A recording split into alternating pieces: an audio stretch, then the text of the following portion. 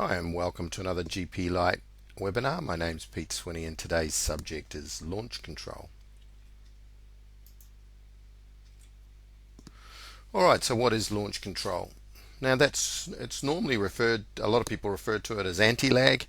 Most commonly we're looking to build boost on the start line of a drag race of some description, and we're looking to hold a specific engine speed and allowing the ECU to have full control of that. So normal procedure is the driver will enable the launch control with some sort of a button or a switch, put his foot to the floor. The ECU will then control things like ignition timing and ignition cut to try and hold the engine speed at that target point. So in the picture you can see in front of you now, we're looking at our aim of 2000. Alright, so in the parameters we allow a certain amount of ignition retard to get that job done, and if that ignition retard, which is often you clamp less than what required to get the engine speed down to the aim. So if the available ignition retard is not enough, then the ECU uses ignition cut to reach that target RPM. Right, so that's the basics of what the ECU does. One of the other features with the launch control is that you have a dedicated boost aim. So rather than the normal boost control system and its aim system, when the launch system is active, then you've got a boost aim table, and the closed loop control will follow that rather than any other table that's in the normal boost control side. Alright, and then there's kind of two ways that people use this function. So some people just use it to hold a particular RPM on the line, build their boost, then let the button go and start their race. So that's with a single number and the system being activated with a button and deactivated with that same button when they choose to leave. So that button could be on the clutch switch, it could be a button on the steering wheel, it could be a button that's also tied to the trans brake. So point is, single number, build a boost, let the button go, car leaves. That's method A. Method B is where we actually use vehicle speed. So we configure up a wheel speed or a tail shaft speed in the system, and then that generates a vehicle speed channel. And then we can actually use that vehicle speed channel to control the rate at which the engine speed rises after you launch. So in that particular case, the buttons or switches only used to enable the launch system, and it doesn't go out of launch control until it reaches the end of the wheel speed numbers on the x-axis of the control side of the launch. Much easier if I show you. So let's just switch to the software itself and we'll go through this on the screen. So we've got GP Lite here, and probably the first thing we need to check is if we've got a configured launch switch set up. So our switches are under vehicle, and if we go to switches, we can see there's nothing here, no launch enable switch configured. So to configure a switch, we're going to go to tools, edit input output resources, type in LAU, that's enough, and our wiring, if we look at our wiring diagram, we might see that our switch is wired up to analog temperature input 3. Alright, so close. We can see we're going to need a reset here, but we've got some other things to set up first. Alright, so we've configured our switch, and we can see currently the ECU thinks the switch is off, so we might as well just actually do that reset just to make sure we're looking at the proper figures. Okay, so indeed with the current settings that are there, it thinks the ECU thinks we've got this configured as off.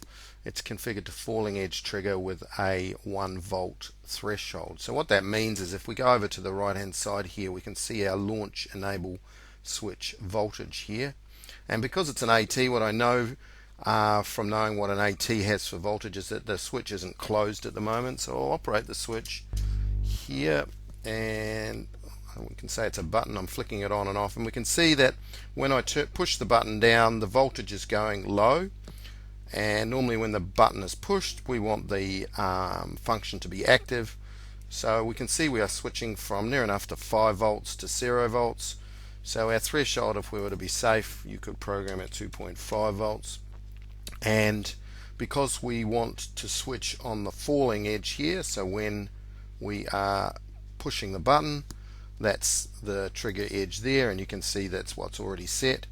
And we can see that our launch enable status here is following what we want. So that's the switch all set up. Now let's go to our launch function. So that's under race functions and our first page here, which is launch.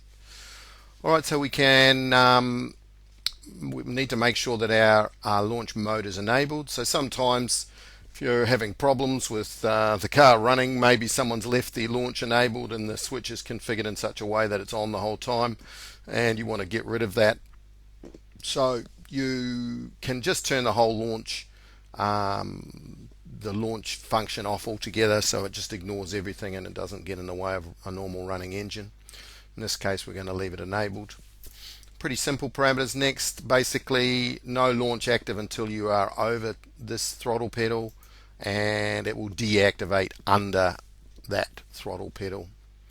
Alright, so here's our minimum timing we allow the launch control system to use. So effectively, if this number is too low, the ignition control side won't be able to pull the RPM down to the number you're after, potentially. And so based on that statement, you would say, well, let's make that number really high, so we could go all the way to -90. But if we make this number too high and driver sits, sits in the launch state there for a long period of time, -90 degrees on an engine making a reasonable amount of power at 4,000 revs, and it's probably going to melt the turbo. So we have to be careful about how much retard we use here. And realistically, I mean, there's multiple ways that you can look at this. If you're driving yourself, you might like to think that you're just going to look after the turbo and only use launch for a second or two. But the reality is I would use the bare minimum amount of ignition retard required to build the boost that you're after. And the more timing range you have, the harder it is for the control system to do the right job, particularly proportional side. So to me, I would just start with a number of -30, and again, you do need to be careful with your exhaust temperatures. It's nice to have an exhaust temperature sensor on so you can monitor those. So that's the word of warning when you're using lots of ignition retard. Alright, so what we're actually going to do after this is go to the dyno, and you can watch us configure this system up and kind of try and learn how to use the next two parameters to achieve what you want. Alright, so these next two parameters are the proportional and integral gain factors. Alright, so these are the multipliers that basically tell the ECU how aggressive to move the ignition timing to achieve what you want. And a simple way of thinking about the proportional gain is this is the multiplier for how much ignition retard gets pulled out proportional to the aim error. So if the engine speed is a long way over the aim, then it will use a lot of retard to try and fix that. So basically this is the quick reaction of the ignition control to get the engine speed down to where it wants to be. The integral is more of a time-based factor, so what it does is it slowly winds the timing in or out to get the engine speed where it wants. So if the engine speed aim, if we have a look at our aim here, it's currently 3,000, and if the aim is 3,000, and let me just push this up. So if the aim is 3,000 and our actual engine speed is 2,000, then if we just consider integral, then the integral will wind the timing back up again to allow the engine speed to increase to reach its aim. So the proportional part of the calculation does the instantaneous fix, and it's proportional to the actual error that's there, and the integral part of the calculation does a slower fix based on time, tries to work the timing towards lifting or reducing the RPM to meet the actual engine speed aim. Alright, so that's those two parameters. The reality is what we do is we have a play with them, and we can actually log on the screen what part each of those terms is playing in the calculation for what to do with the ignition timing. So if you want to learn a little bit more about PID, there's lots obviously on the internet you can learn. We've got some webinars on it. Something that's used all over any aftermarket ECU control system. Being able to dial in control systems to suit the vehicle's behavior is really the only way of getting perfect control that you want. Alright, so let's leave those for now, and here's our engine launch speed table. So two choices. Let me just go to the first choice, which is what you'd call simple launch, and that's just by taking the wheel speed axis away. So here, so this scenario here is where we've got a button on a steering wheel. We want to build some boost at the beginning of a race, and then when we let the button go, the launch control turns off and the car accelerates away. So we don't have a wheel speed sensor configured, and so we don't need that axis. And in fact, turning that axis off changes the behavior of the system.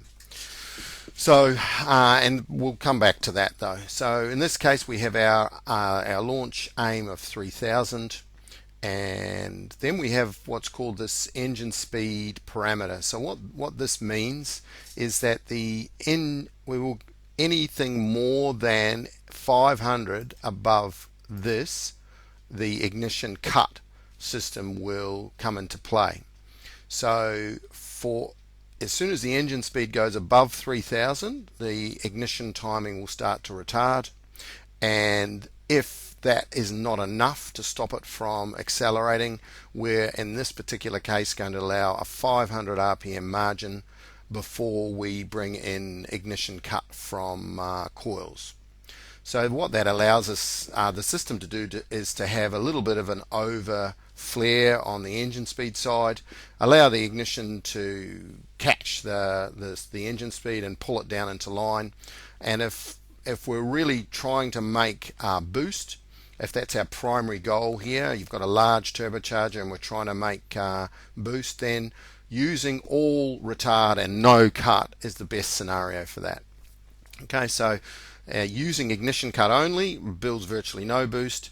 Using ignition retard only builds virtually, well, as much boost as is possible, but with the downside, of course, that you can be generating or will be generating a lot of heat in the turbocharger. Alright, so each application is different. Sometimes you've got a turbo that's sized well for the engine speed you're trying to take off at. So you don't need to panic so much about using retard only, and maybe you're trying to look after the temperature, so you can bring your engine speed margin down lower. Alright, that's becomes to the point of how it's being used and the physical engine itself, or the engine setup, as to what numbers you put in there. Alright, now because you'll be building boost at particular RPM, you're not necessarily going to be running the lambda that you want.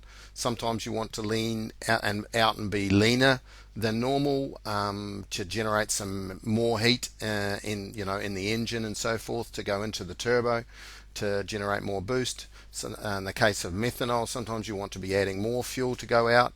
So this here gives you a percentage of fuel basically to add or subtract from what the main fuel table is giving you.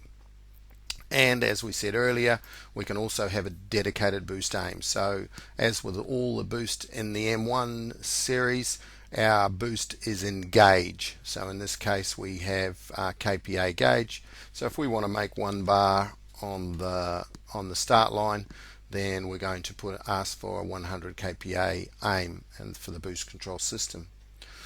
Alright, so that's method 1, where we have just a button on the steering wheel and we're just going with a single number. So method 2, we have a wheel speed, creating vehicle speed. So we press A for axis, we set up the vehicle speed axis here, and then we need to put some numbers in. Normally you're putting numbers in that take you to the top of first gear, something like that, but anything that seems relevant for your particular race. I'm just going to throw some numbers in here. Let's go 30, 60 and 90, just a linear line, and it asks you if you want to use that same table across the other two parameters that we can adjust. Alright, so in this scenario here, a lot of the time people just have a switch for launch control and they can leave that on.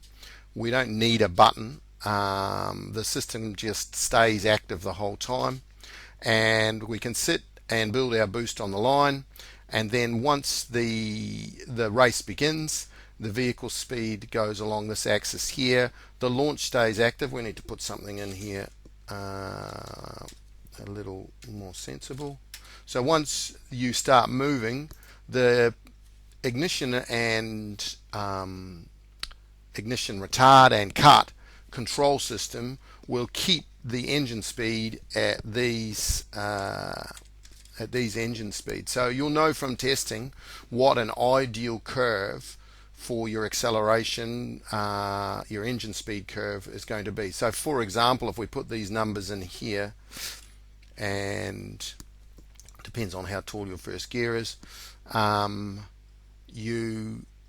if you spin the tires because you're making too much power at any given vehicle speed here, you can pull the engine speed down at these locations. So it allows you it's like open loop traction control almost. It's a launch control strategy to control the power of the vehicle, or control the wheel spin by the axis of vehicle speed. Alright, now what's useful to understand here is that the launch system disables, this time not by the button, although if you turn the button or switch off it will disable, but if you leave the switch on, when you configure this axis here, then launch stays active all the way along this axis until it goes above the last number on here. So once we get to 90.1 kilometers per hour, the launch system will disable. So let's use the simulator here to show how that works. So we've got let's bring our engine speed up. So here's our engine speed. So if we bring that up, we should see our ignition timing come back to try and control the boost, to try and control the engine speed. Let me just push the space bar here. So here we are on our first sight. So we'll bring the engine speed up, and we'll just show you what happens when that happens. Of course, nothing. Now we need to see why it's not working. And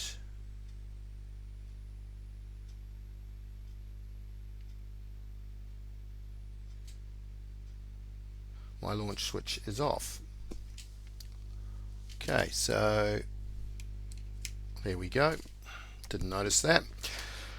So we can see, let's just pause the data, and I'm busy revving the engine up here, of course, and didn't notice I didn't have my launch switch on. So if we look down to launch state here and launch enable switch, you'll see it was off, and as soon as I flick the switch on my simulator here, it goes to on, and now my state is enabled, and now we can have another go. Pressing T again.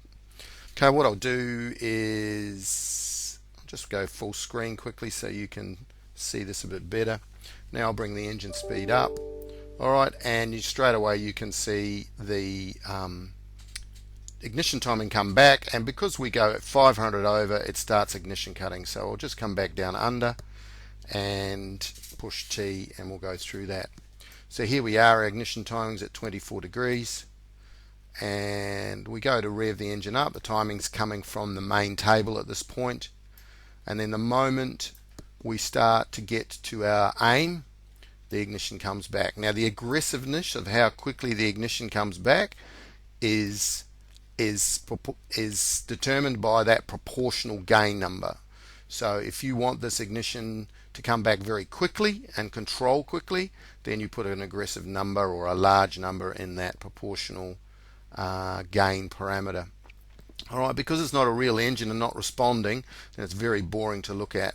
And so the ECU simply looks at it and goes, right, I want all the timing out, goes to the minimum timing we've allowed, which is minus 30. And then because I keep cranking the RPM on the simulator, we eventually get to the margin, which was 500. And down here you'll see our ignition output cut count, which is each one of these numbers here is just a counter telling you how many coil events are cut. So this just rolls around to 250 and then rolls back to 0. So basically, while I am more than 500 over my aim, then I keep cutting the coils. All right. Okay, so that's our launch operating. That's how it would operate even with a single number in that table. Let's press F6, go back. So with a single number in the table there, that would be our operation, and it would sit there in launch control until you let the button go. I suppose we could show that. All right. I'm not sure if that'll work with that axis there. So what we'll do is we'll just keep going on the scenario where you're at a drag race and you've got vehicle speed configured. So let's bring the RPM up again. This time we'll just touch on right on the number. We'll just sneak the engine speed a bit above, and you can see the timing coming back. Not as aggressive this time. We're a little bit over, but the fact is, while the engine speed stays over, the ignition will just keep coming back until it hits the clamp. Alright, so scenario is we're there, we're ready to go, the race starts, and of course vehicle speed comes up. So as the vehicle speed comes up, just let me dial that, away we go. You'll see the engine speed start to go up as well, and because I've only got one hand doing this, the engine speed will follow the aim, and there's the engine speed coming up, and as it follows the aim or goes over, the timing will change and so forth. Now what happened, while I wasn't able to show you that like a normal engine, once we got to once we got to our 35, our 90 kilometers an hour, our launch control would have clicked out, but unfortunately you couldn't see that happening because we were under our aim. So let me do the test again. This time we'll have to reset, and we'll bring our vehicle speed back down again. Alright, so this actually, even though the launch switch is back on, bring the RPM down, it's now reset, ready to go. You can even configure the launch switch to stay permanently on, and each time you come down and the wheel speed stops, it re-enters launch control. Okay, so this time I'm going to put the RPM way above where we're going to end up, and you'll see the moment that the launch control clicks out. So let's do that. If I'm clever, I'll try and do both. Where's my vehicle speed? Yep. Alright, so either way, my RPM's quite high. Once my wheel speed gets over 90, the system clicks out. Press T, highlight here, press F6. So here's our engine speed reaching the launch aim. We go to full retard. We're sitting there, we're building boost. If we look, we start to launch and leave the line. The wheel speed starts. As the wheel speed goes up, our launch aim goes up. Now obviously on an engine, the RPM would respond to the ignition retard. The moment we get to 90 kilometers per hour, just zoom in here, then you will see the launch click out. So there we are at 90 kilometers per hour, and the launch has clicked out. Now the reason that's not precise there. It's our sample rate on the screen. I press S, you'll see the last sample rate matches up with that. Basically, it's our screen update rate is only 25 Hertz. So point is, once you reach the end of here, launch control clicks out and you get full power, and you're off down the track. Alright, so that's the parameters explained in a bit of an overview. Let's go down to the dyno and let's configure this up and show you some tuning of the proportional and integral and how that'll work. Alright.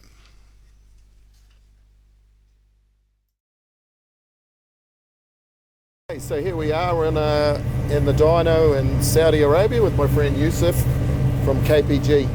Got a Nissan TB48 here with quite a large turbo on it, and we're just going to go through some of the stuff we've been talking about previously.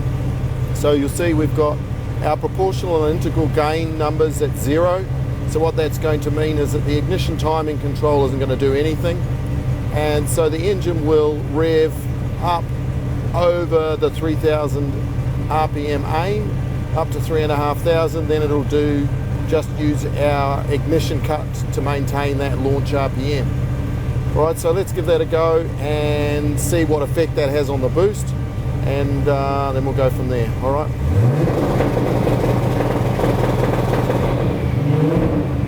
Alright, so sound pretty awful. Just pause the data, pressing T, and our boost aim was 14 pounds, and of course we only made a very small amount of boost there because we're just doing cut only. So our ignition cut, output cut count, you can see that down the bottom as we're on the engine speed limiter. That's all the coil cut events, and up the top I can just press F6, make this a bit easier.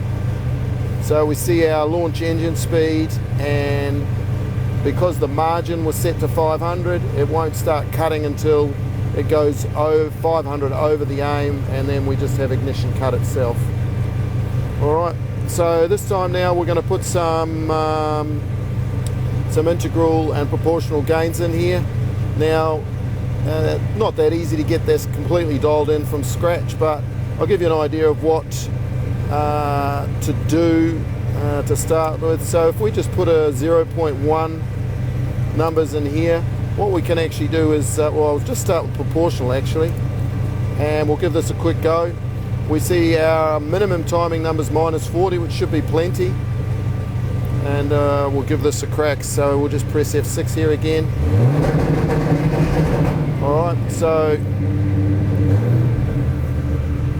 basically too much proportional gain. It's going down to -40, coming off again, and pretty awful control. So we want to actually use a combination of both proportional and integral. That's certainly much too aggressive on the proportional side. So we'll just come back down here, and I'm going to bring that down by a factor of 10, so 0.01. Let's give that a go. Whoops.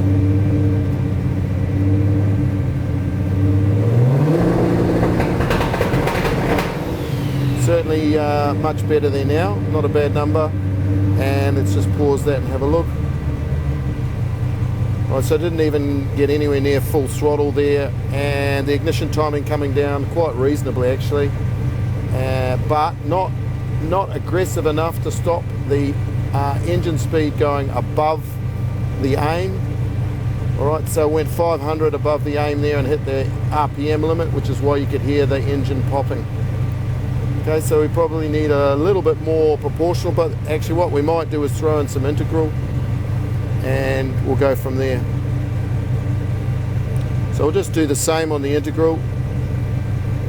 Press T, F6, there we go. Alright, starting to hear it working a bit better. Press T, and see we're now starting to build some boost. Nowhere near full throttle yet, and you can see that there's two things working for us here. The proportional is pulling the timing out instantly, and the integral term is pulling the ignition down for us. Now we can actually see that properly if we have a look. I'm going to just double click off these, and I'll press C for channels, and launch integral. Untick normal here. So launch integral, launch, that's there. Alright, and proportional. So these are actually the calculations for what's going on. Alright, so both of them are quite smooth, so we could probably put a little bit more of each of those terms in to help it. So just F6. The general rule with PID is once you get in the ballpark, if you want to be more aggressive, you double it, and if you want to be less aggressive, you halve it. So I'm just going to go 0.02 on both of these. 0.02. Alright, and we'll give it a whirl.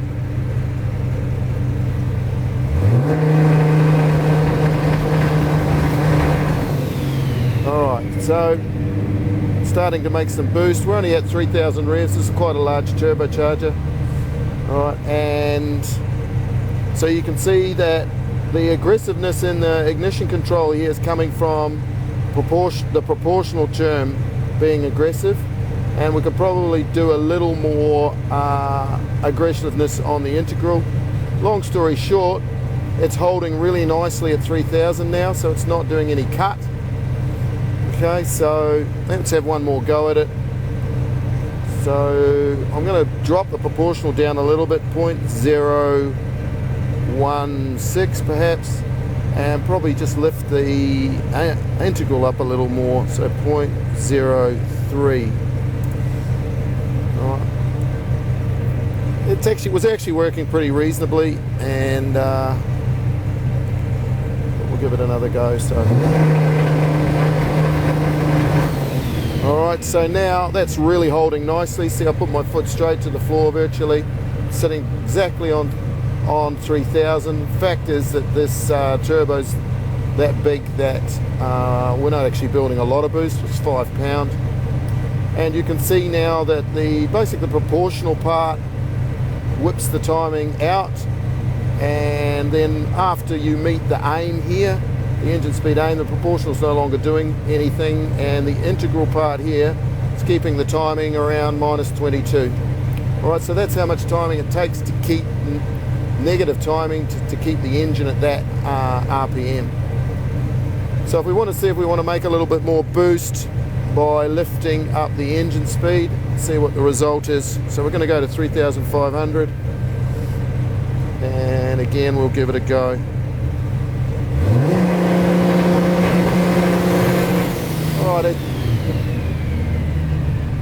Alright, so as you can see, we're now spooling the turbo rig quite quickly, and it's actually working quite well.